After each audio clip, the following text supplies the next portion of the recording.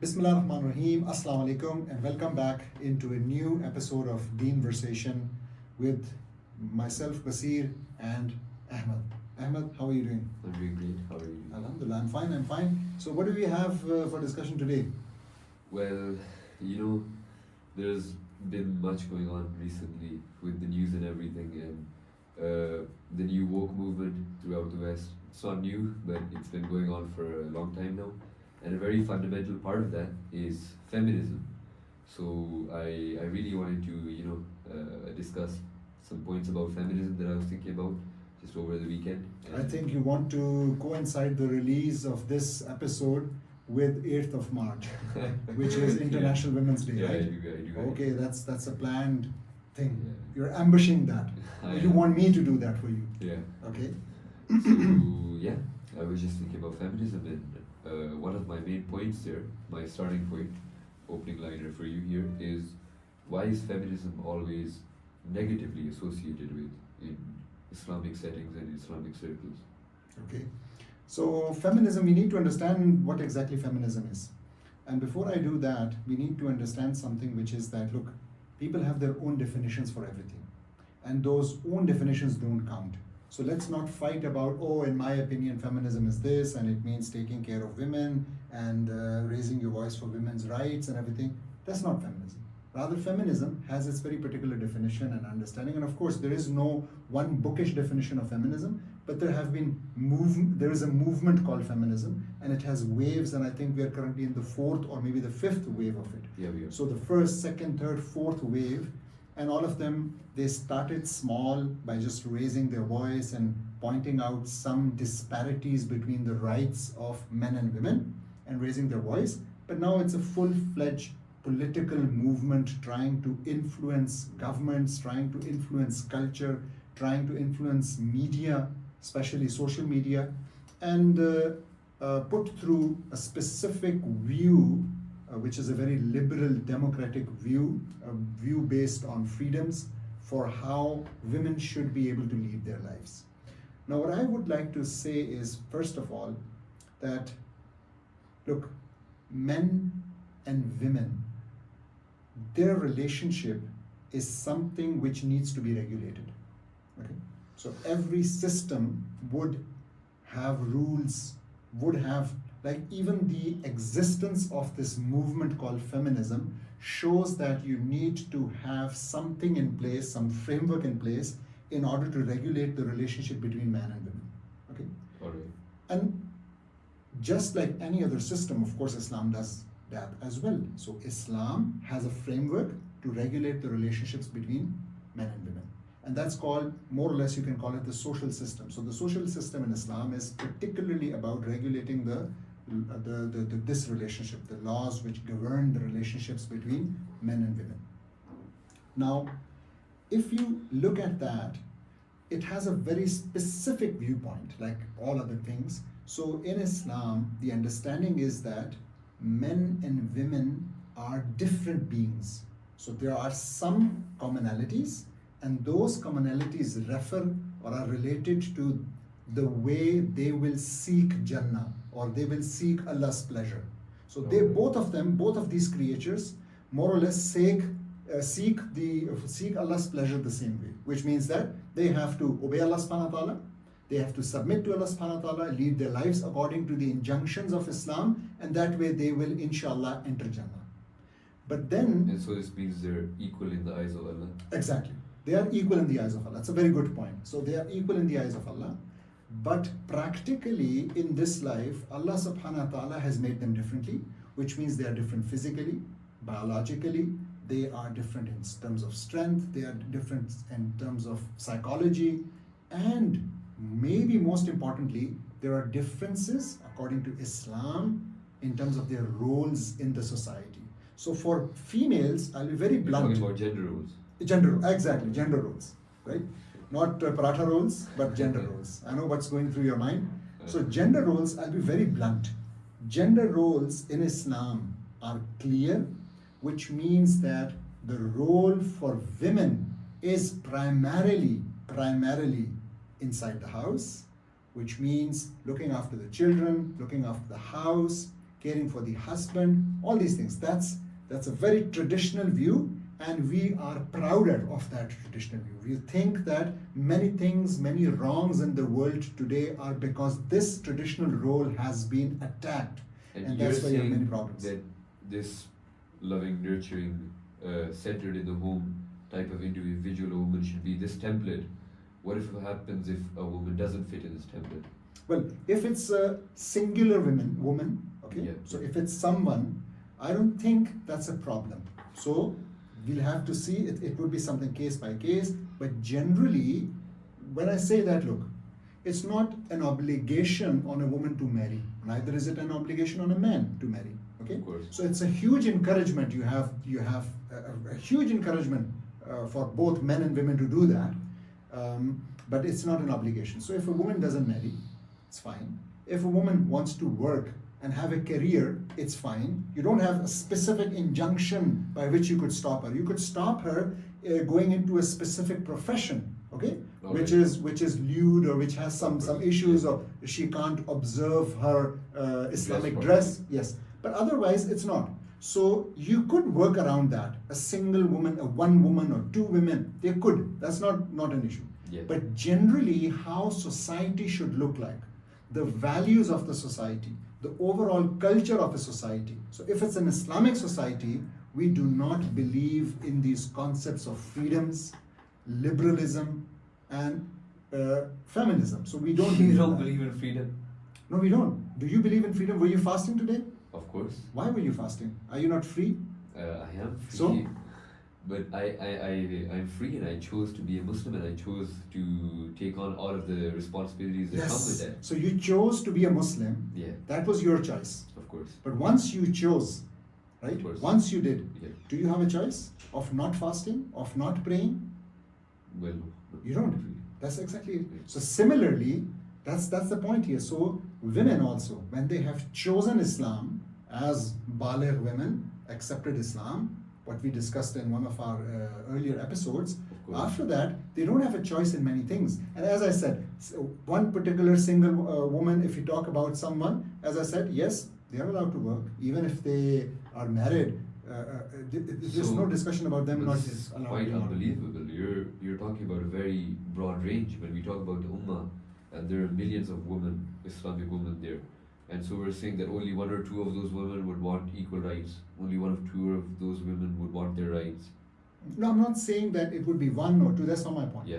My But point only is one or two would be acceptable. no, it's not. That's not my point. Okay. My point is, when we discuss how the ummah should look like, how the women in the Islamic ummah should look like. So if I was to give you a template, what was that template? She should be home-centered, family-centered, nurturing children, raising children, caring about the home. That's her primary responsibility. She can do many other things, those would be secondary. Just as the primary responsibility of the man is not himself, it's the family, it's protecting and providing to his wife, his children, looking after his family. That's his responsibility. And he cannot take a day off. He cannot put this responsibility on his wife. He can't. Very simple. He has to do it.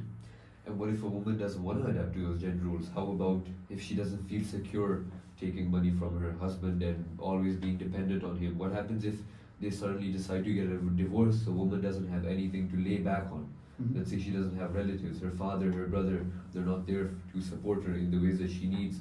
After the divorce, she won't have a job, she won't have a backup account or something set up for herself because she put all of this trust that Islam tells her to in her husband. Mhm. And divorce is a part of Islam, of course, it's part of general life, and this could create real problems for the woman. And that's why you have mahar.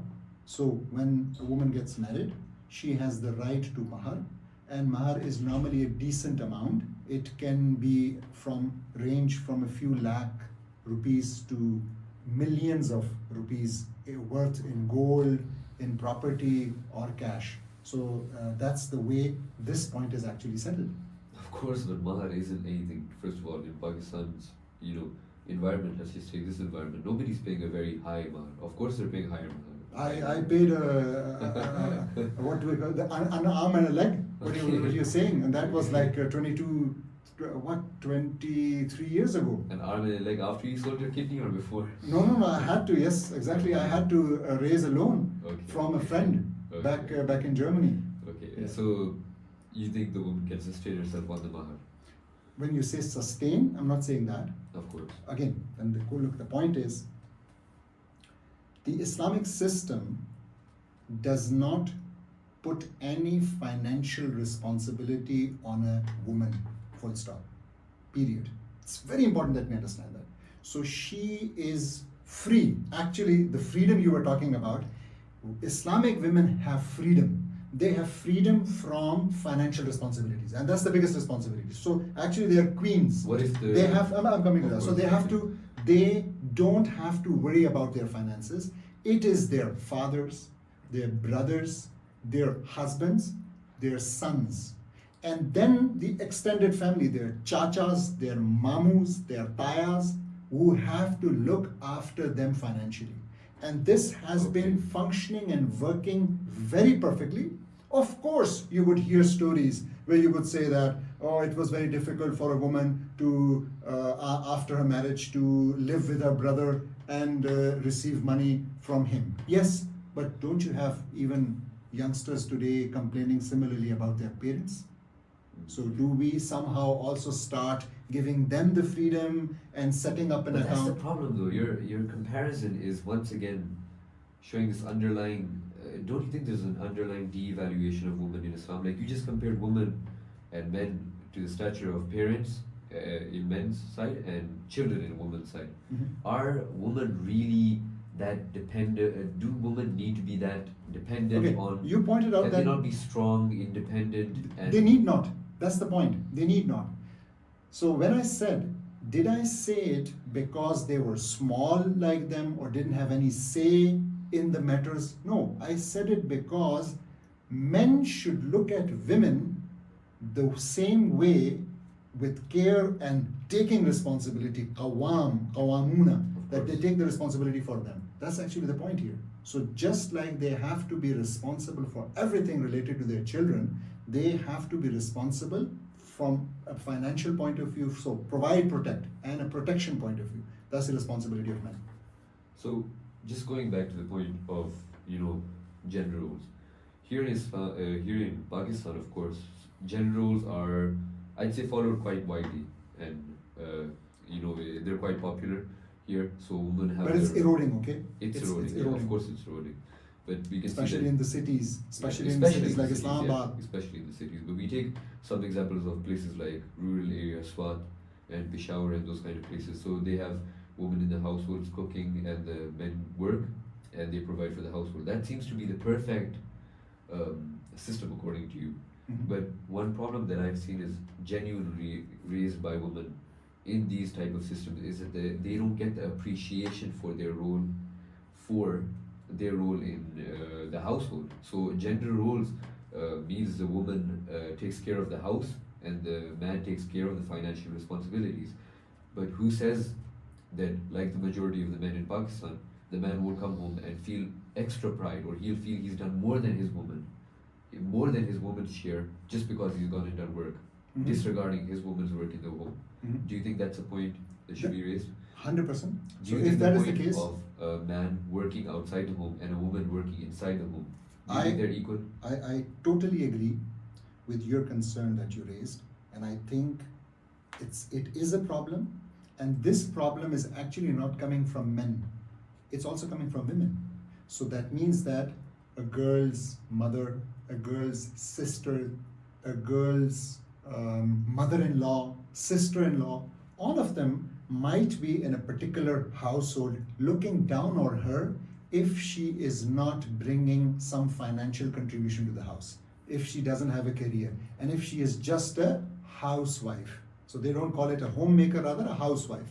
It's a very negative connotation. So what is she doing? She is just raising her Right, children. this So is- this is unfair. It shouldn't be the case, and we have to fix this. But And the this way will to happen fix it, if we- but the way to fix it is not to send the woman out and ask her to, in addition to raising the children, also earn some money so that she is made acceptable to her mother-in-law and Yeah, but father-in-law. what's the problem with these gender roles? What's the problem? Why isn't these gender roles working? Why isn't the man appreciating the woman's work as much as the woman appreciates his? Because you have bad people everywhere, A. Yeah. B, because you But it's have not such a wide cultural, scale. you have a cultural influence and influx of Western culture, which is capitalistic in its origin, and everything is measured in money. So the man sits down and thinks that, okay, what is she bringing to the household? So you're saying that the household basically operates on gender roles, but is then judged by the man on equality basis. I didn't get it. So the household operates on gender roles. Mhm. The woman does her share, the man does his share. But then the man, whenever he sits down to think of the day's work of both of them, he judges them based on Not just men, equality. I told you, it's not just men. It's the whole family. Okay, It's so the women whole as well, family, unfortunately. They all judge them based Yeah. on equality. So this problem is gender neutral. Both genders are Oh. doing the same thing. Alright, yeah. Right. And that's bad. And we need a solution for that. And the solution for that is more Islam, less capitalism, less liberalism, Can't we have less dramas, okay. less cultural influence. But there could be some refining in the ways that women are treated in Islam. Maybe not in the hard and fixed rules, but in the others. Like, can't we have Islamic feminism? I would be very against it. Why? Because we can't just put this term Islamic in front of a word which in its origin is un-Islamic. So to explain, can you say Islamic alcohol, Islamic pork, Islamic interest, sood, riba, Yeah. right? So can you say that? No, you can't. So similarly, you can't say, instead of saying nikah, you say Islamic zana. You can't say that. So similarly, this term feminism has a definition, like so many other terms. They have a particular meaning. And you know, Allah subhanahu wa ta'ala, He alludes to this point in one of the ayah where He says, Ba'da sa'uzu billahi minash shaitanir rajim, Ya ayyuhal lazina amanu, la taqulu ra'ina wa qulu unzurna. So He says, don't say a particular word, which is ra'ina, rather say unzurna. So there is a story behind it, and the story is that the Jews, I think it was the Jews, they used to say this word ra'ina in a particular tone which would have a particular meaning. So Allah subhanahu wa ta'ala clearly said, don't use to the Muslims. So listen to the Prophet, wasma'u, I think in the end, wasma'u. So listen to the Prophet and don't say this word, and rather say this word. Now just think, there that word had this double meaning. Here in case of feminism, there is no double meaning. Feminism has just one meaning. You want to give it another interpretation. You're just trying to do that, and it doesn't work like that. So I think by greater reasoning, we shouldn't be using such terms and putting the prefix Islam to it. No, but what if we want to broaden the horizons for women within the boundaries of Islam? Let's do that. What do you propose? No, that's Islamic feminism then. No, tell me what do you want. It's not Islamic feminism. It will be Alright. Islam. As long as you are within the Islamic boundaries, it will be Islam. Tell me what do you want to do? Let's say a woman doesn't want to have children. So if, okay, so she is married and she doesn't want to have children, or she's not married. She's married. She's married, why? Then it would be the question, why? Why? Yeah, really, why? It's her choice. She's an individual. She Oh, doesn't. it's her choice when you say it's actually their choice. So it's a husband and a wife. Of Now, course. if they agree on But the that, husband isn't going through 9 months. That's the thing. yeah, of course. So the majority of the decision But is again. so the majority of the decision lies with the woman already from the get-go. No. But when you said, look, you said Alright. it's not the husband who will go through the labor pains. Of course. But there are certain things which the husband has to do and the woman doesn't have to do. And that's exactly the point. So the financial responsibility part is on the man. Now you would come and say, but what if the woman is also bearing that, right? Yeah. And that's exactly the problem. Why? Because the man cannot reciprocate by bearing the labor pains, the breastfeeding, the going through the birth, the pregnancy. He can't do that. He can't, right? Yeah. You agree? Biologically, physically, he can't. Of course. So that's the problem. So and that's why I'm so dead against feminism and dead against this word equality. Where is equality? If you make women work, can you make men also become pregnant? You can't. Because you cannot do No, but that. that's because you're fitting them into these boxes. Yeah. Because equality is basically about treating them as equals. Mhm. it's not as treating a woman like a womb and a man like a machine. So it's not, it's way broader than this. So it's more like if Yeah, but women you can't treat, like it's like comparing apples and oranges. You can't make them equal. When you can't make them equal, this is actually a fallacy.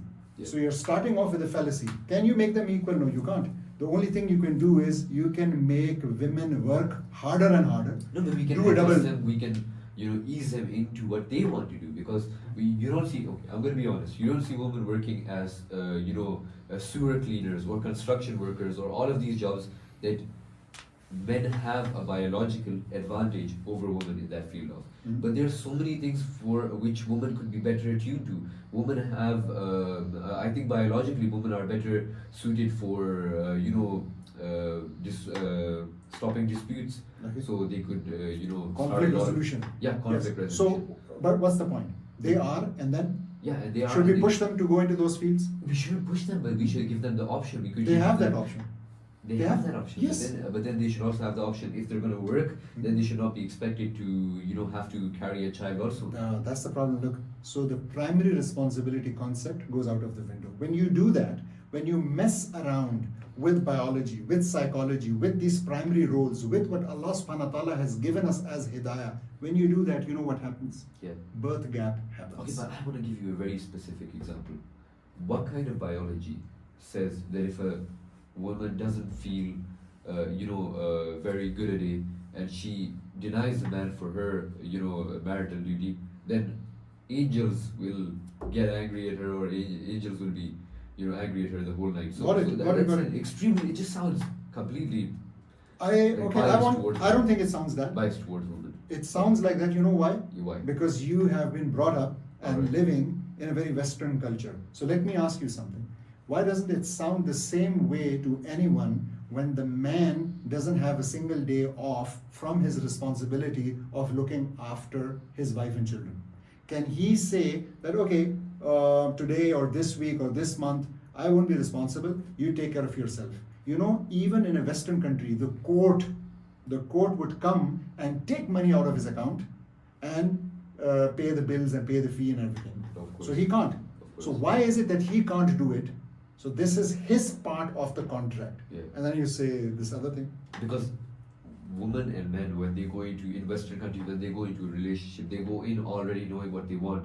The woman already establishes that I'm my own person. You can't treat me like like a toy and then use me and then discard me, or just treat me like a womb and I'll bear your children and that's the end of it. No, there's an actual love between the couple, and there's a mutual respect. It's between them. ironic that you say that. Yeah. Why? Because what do you think women are being used as right Yeah. now in Western culture? We're talking about No, we're talking about that's- relationships. We're But talking that's about what you serious said. relationships. No, relationships. So course, okay. men are not getting married anymore.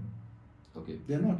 They're just having a relationship. Okay. So they would use a woman for a few years, couple of years, and then that's it. And that's they would move nothing on. new to Islam. That's nothing new to Islam, Yeah. because we had concubines back in the time of the Prophet. Yeah. But concubines is a totally different topic.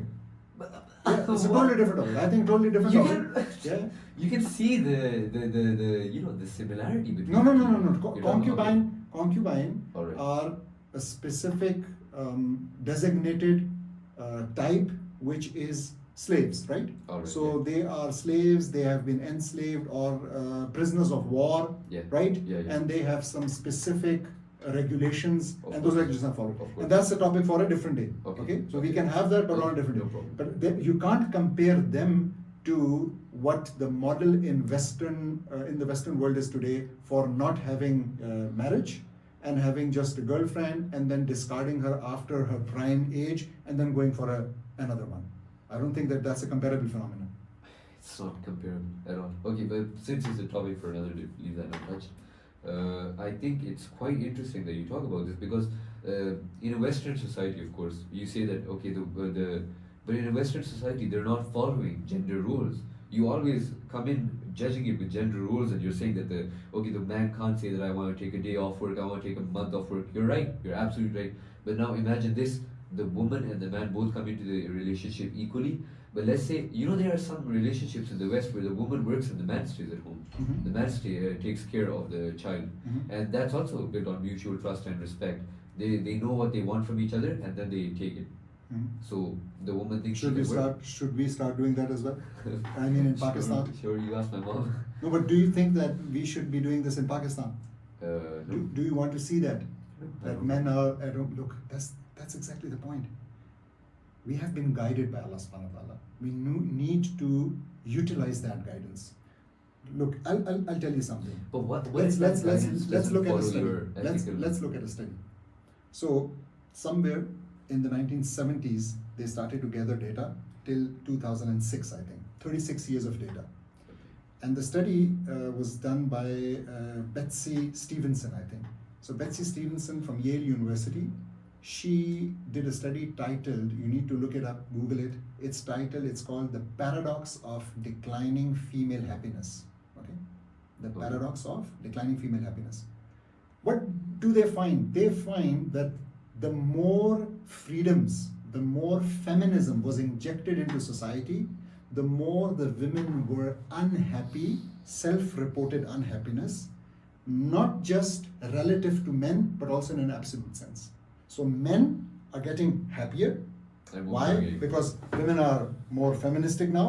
Why? Because they are working, they are carrying the burden, shoulder to shoulder, equality, empowerment, all those terms, and the women are unhappy. And the women now, there are proper movements in the West that they want to be stay-at-home moms, they want to be be housewives. There is a term I forgot. Alright, but Traditional what wife, do you- trad wives. Yeah, but what are you trying to say? Because did entire decade or two worth of women from the 1970s onwards go off the deep end and just turn mad? Why would they voluntarily? Why did feminism sprout then? Why would Oh, women- okay. Why? Yeah, why would Political. women- It was political. Okay. It was very clear. In after the Second World War, Yeah. they needed females. They needed women to work, Yeah. and they had to convince them to work. Okay. And they did it really. They did a really good job. You can study about it. Okay, that but they feminism was way before. I think the first wave of feminism, if I'm not wrong, was in the 1860s, Yeah. which is a crazy thing. Yeah. 1860s, women were still Yeah, fighting so, for their uh, equality. Yes, they were. So, they were. yeah. Why were they? Because there were no voting rights for women. Okay. So there was no the suffrage movement in the US and Yeah, even of course. in Europe. So if you look at Islam, in the second pledge of Aqaba, where 72 people came to give Rasulullah sallallahu alaihi wasallam a bayah in Makkah before the establishment of the state in Medina, there were 2 women amongst the people who gave a bayah to Yeah, Rasulullah sallallahu of alaihi wasallam. course. So already they had this suffrage, the voting rights, Of course. it was there. So, but not a democratic voting right. Don't get me wrong, guys. Yeah. It is a right to choose your leader or a right to give the bayah your support for a particular leader. It's quite interesting. You compare, Islam's 1400-year-old rules to nowadays when it suits you. It can't be like that. So, what did you talk about? Sorry. Because you talked about the suffrage movement, 1860s. No, you asked, it was already Yeah. done in the 1860s. Of course. Why was that? So I said, okay. Yeah. I said it's politically Of course. motivated. And the Where reason does was World War II tie into this? World War II was when the need for women to work was greater than ever. Too many men were either engaged in war, fighting at the forefronts, Alright. or they were already dead. So Alright. they needed workers. Alright. How to do that? How to convince women that you be good, nice to your children, your family, raise children as well, but also work. So they said you are equal, you are empowered, you have the right to work.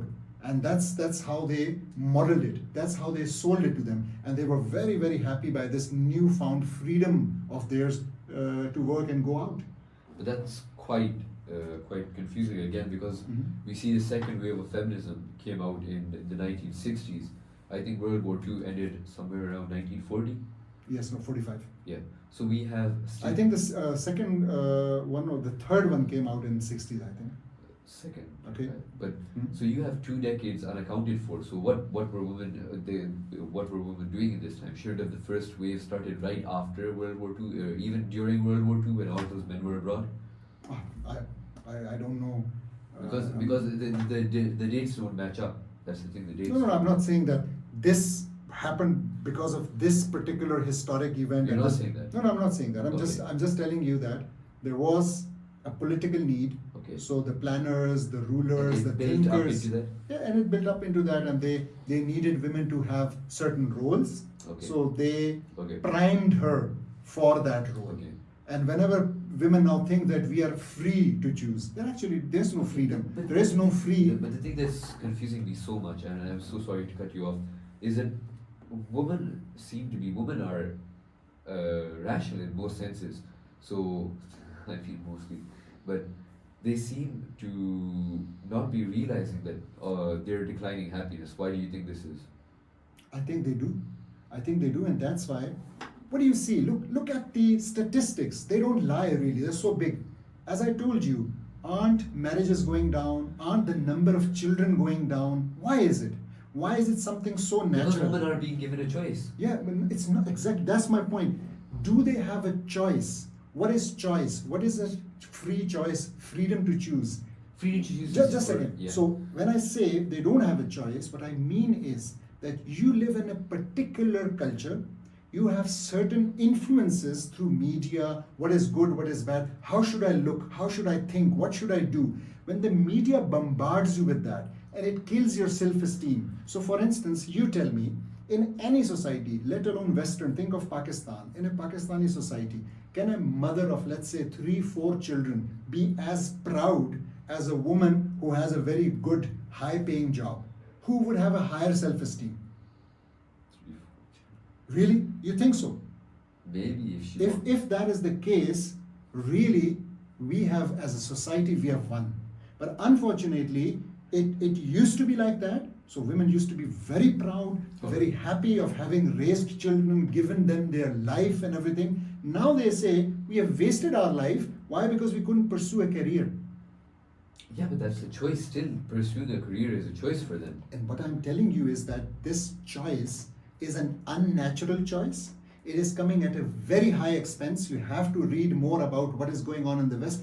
Women are crying. They are saying we lost our prime years. Look, the window in which a woman can give birth is a very small one. That's not the case with men. So it's about 20 years, from 20 till 40. Because the number of eggs they bring along are a limited number. They are reducing every year and finally they are gone. So it's a limited window in which they have to actually, if they want, and most of them do, they have to get married and have children. Afterwards, they'll be crying over spilt milk.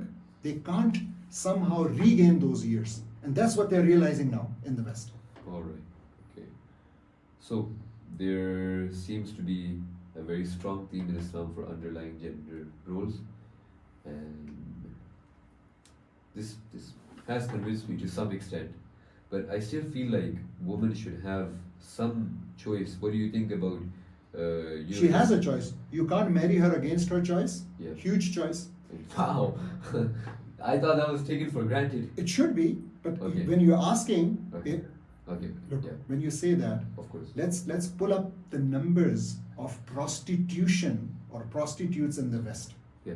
Let's look at them. I'm sure it would be a huge percentage, Yeah. right? It's a profession there. It's a taxable job there, right? Okay, yeah. And do they have a choice in what I just mentioned? They don't actually. So they are in this business, and that's it. So I think we really and this is what culture does to you. This is what media does to you. So the media has normalized something as heinous as prostitution, and it has become just a normal profession. Oh. Just think about it. A 9-to-5 job for so many people over there, for so many women. Yeah. Yeah. So sad. All right. But what about in domestic matters? Does the man always get the final say in a marriage? If you ask me, I don't think I have the final say in so many things. Yeah. So yeah, it's mutual understanding. Look, this whole men are human beings. This view of feminism that men are monsters on the watch, on the lookout to somehow manipulate and eat women alive. This is Men very prove wrong. themselves monsters 100 years ago. You are absolutely right that there will always be a certain percentage, maybe 1%, 2% of monsters in every category. So you would have fathers who are monsters. I mean, that's how You would have mothers who are that's how monsters. that's how You would even have wives who are monsters. That's how you look at the term monsters. Like some people could look at the ideas that you're saying right now and think that you're a monster just by the way that you're talking and the way that me and you think. Some people could look at me and think I'm a monster to women. They would be wrong. But But we have to again agree on the terms. And as I said, I think what is monstrous is that you have taken the femininity out of women, the natural disposition, their natural, what they for centuries wanted to do, and what their biology, their whole physical being is made to do. You have taken that away, and you have given her a very small job or role of earning money and thinking that this is my freedom. I think this is very sad. Well, that makes a lot of sense. Yeah. Okay, so we're done for today. Yeah, we're done for So today. International Women's Day. I hope you won't be celebrating 8th of March. Oh no, you'll see you parading around. I hope not, and you won't be joining any of those Aurat marches. Of course and I will. I'll be the leader. and holding placards saying "Mera jism, meri marzi." बिल्कुल भी नहीं. Allah ने दिया जिस्म, Allah की मर्जी. Okay. So I think that's enough for today. Thank you very much. Keep watching, keep sharing, keep liking, and keep commenting. Thank you very much. Assalamu alaikum.